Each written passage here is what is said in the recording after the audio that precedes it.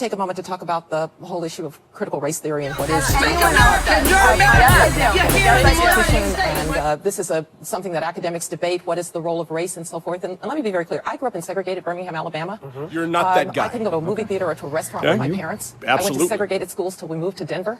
My parents never thought I was going to grow up in a world without prejudice, but they also told me beyond pussy on possible pussy.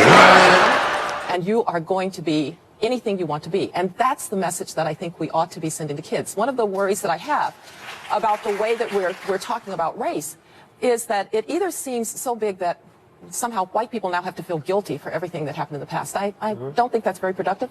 Or black people have to feel disempowered by race. I would like black kids to be completely empowered, to know that they are beautiful in their blackness, but in order to do that, I don't have to make white kids feel bad for being white. So somehow this is a conversation that has gone in the wrong direction. Sheesh.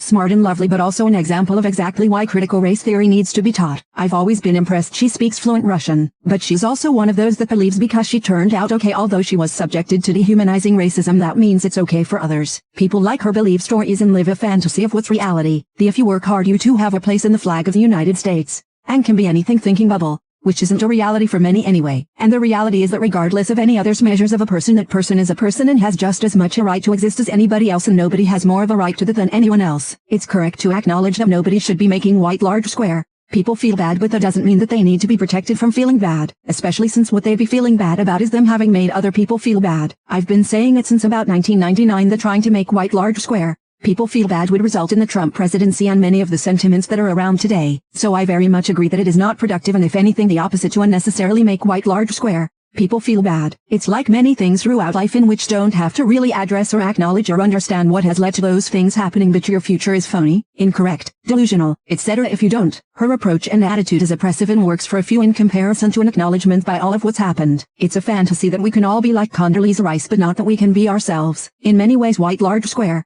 people in the flag of the United States been lumped together and had their roots cut, distorted, and grafted as they did to slaves. There tends to be more education on various minority groups' history in the flag of the United States than on the white large square population history within the flag of the United States. Without white large square people feeling appropriately bad about some things, it keeps the flag of the United States as a whole stuck in the past. Why white large square people believe they should never feel bad, and there's much evidence that if they were human beings they should feel bad at some point.